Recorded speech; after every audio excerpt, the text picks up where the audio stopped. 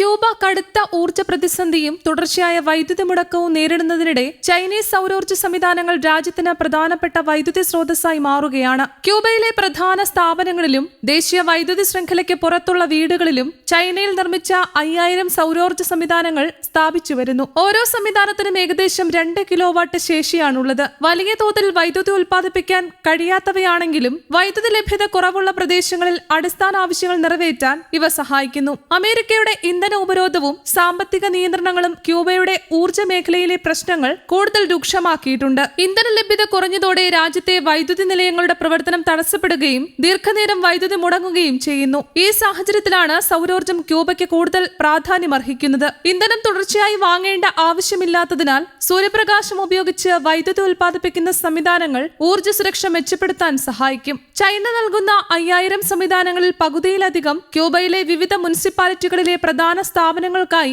മാറ്റിവെച്ചിട്ടുണ്ട്. ശേഷിക്കുന്ന സംവിധാനങ്ങൾ ദേശീയ വൈദ്യുതി ശൃംഖലയുമായി ബന്ധിപ്പിക്കാൻ ബുദ്ധിമുട്ടുള്ള വീടുകളിലും മുൻപ് വൈദ്യുതി ലഭിക്കാത്ത പ്രദേശങ്ങളിലുമാണ് സ്ഥാപിക്കുന്നത്. അതിനാൽ ഈ പദ്ധതി രാജ്യത്തിന്റെ വൈദ്യുതി ഉൽപാദനം വർദ്ധിപ്പിക്കുന്നതിനൊപ്പം വൈദ്യുതി ലഭ്യതയിൽ പിന്നാക്കം നിൽക്കുന്ന സമൂഹങ്ങളെയും സഹായിക്കുന്നു. കഴിഞ്ഞ 5 വർഷത്തിനിടെ ചൈനീസ് ഫോട്ടോ വോൾട്ടിക് പാനലുകളുടെ ക്യൂബൻ ഇറക്കുമതിയിൽ 1800% വർധനവുണ്ടായിട്ടുണ്ട്. കൂടാതെ നിരവധി സൗരോർജ്ജ പാർക്കുകളുടെ നിർമ്മാണത്തിനും ചൈന പിന്തുണ നൽകിയിട്ടുണ്ട്. ഇതോടെ കരീബിയൻ മേഖലയിലെ പുനരുപയോഗ ഊർജ്ജ രംഗത്ത് ചൈനയുടെ സാന്നിധ്യം കൂടുതൽ ശക്തമാവുകയാണ്. ക്യൂബയിലെ ഇടപെടൽ ചൈനയുടെ വിശാലമായ ശുദ്ധോർജ്ജ തന്ത്രത്തിന്റെ ഭാഗമായാണ് കാണുന്നത്. സൗരോർജ്ജ പാനലുകൾ, കാറ്റാടി വൈദ്യുതി ഉപകരണങ്ങൾ, ബാറ്ററികൾ, ഇൻവെർട്ടറുകൾ തുടങ്ങിയ മേഖലകളിൽ ചൈന ലോകത്തിലെ ഏറ്റവും വലിയ നിർമ്മാതാക്കളിൽ ഒന്നാണ്. ആഗോള സൗരോർജ്ജ ഉപകരണ നിർമ്മാണ ശേഷിയുടെ 80%-ലധികവും ചൈനയുമായി ബന്ധപ്പെട്ടതാണ്. വൻതോതിലുള്ള ഉൽപാദനം മൂലം സൗരോർജ്ജ ഉപകരണങ്ങളുടെ വില കുറയുകയും വികസ്വര രാജ്യങ്ങൾക്ക് ഈ സാങ്കേതിക വിദ്യ കൂടുതൽ എളുപ്പത്തിൽ ലഭ്യമാവുകയും ചെയ്യും.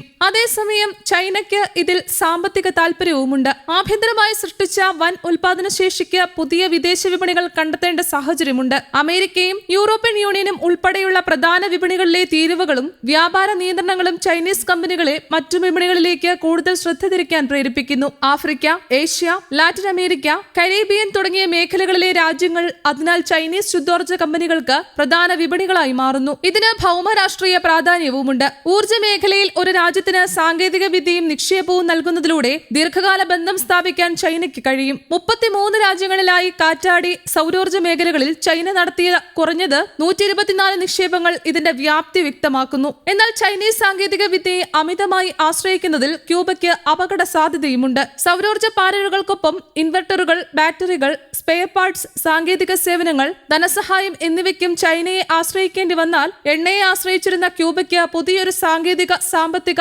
ആശ്രിതത്വം രൂപപ്പെടാം. എങ്കിലും അടിയന്തര ഊർജ്ജ പ്രതിസന്ധിയുടെ പശ്ചാത്തലത്തിൽ ചൈനീസ് സൗരോർജ്ജ സംവിധാനങ്ങൾ ക്യൂബയ്ക്ക് വലിയ സഹായമാണ്. അതേസമയം ഈ പദ്ധതി ഒരു രാജ്യത്തിന്റെ വൈദ്യുതി പ്രതിസന്ധിക്ക് നൽകുന്ന പരിഹാരം മാത്രമല്ല.